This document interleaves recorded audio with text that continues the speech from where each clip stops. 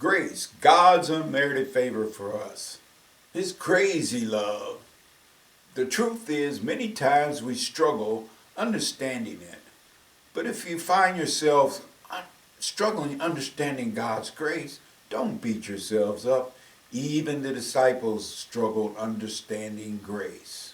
Jesus, is that you? You're alive. I can't believe you're alive. Okay, I was in the boat and I wasn't catching any fish, okay? But I heard this voice and the voice said, cast your net to the other side. So I'm thinking, I'm a fisherman. I know what I'm doing, but we weren't catching any fish, so I threw my net over there. And then a boatload of fish just popped into the net. Then I'm going, I need to know who told me to cast my net over there. So then I look up and bam, there is you, looking at me from the seashore. By the way, you're alive. I can't believe you're alive. Andrew, get out of the boat. Come on. Peter, Yeah. do you love me? I love you. Yes, I love you. And I'm sorry about that rooster clucking. I had no idea at the time what it meant.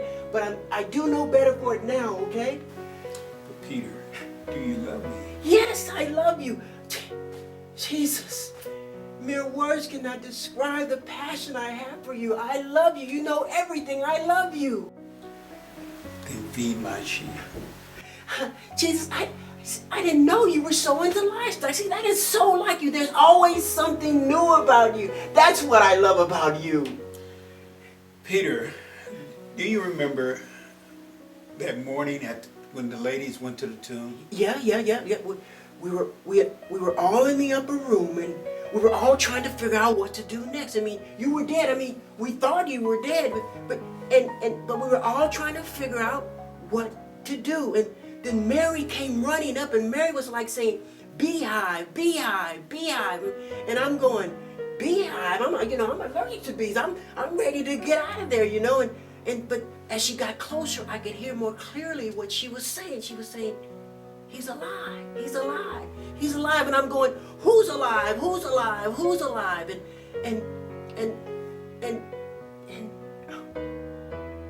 And Mary said that she'd been at the tomb, and that the tomb was empty, and that there was an angel there. And the angel said, "Go tell the disciples and Peter that everything was okay, that he'd risen. So John and I hightail it down there. And FYI, Jesus, if John says he beat me, he's totally lying, okay? I beat him, all right? And so we get to the tomb, and there's nothing there. And I'm saying to John, I'm saying, what does this mean? What does this mean? And John, he was right beside me, and John is so good at words. John ought to write a book. He is so good at words. And John says, "Don't you get it, Peter?" I'm like, "What?" He says, "This is everything Jesus said would happen. It happened. You did it. It's done. Let's go." What did the angel say? The angel said, "Go tell the disciples and Peter that everything was okay, that you're risen. Yes, yeah." What did he say? Go tell the disciples and Pete. Go tell the disciples and Pete. Peter, Jesus, you said my name. Why did you say my name? Peter, that's grace. No, Jesus.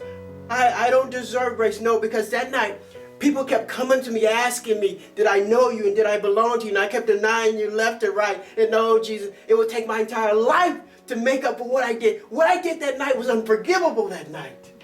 No. What I did on the cross was take the unforgivable and make it forgivable. It's not about you, Peter. It's all about me. That's my grace.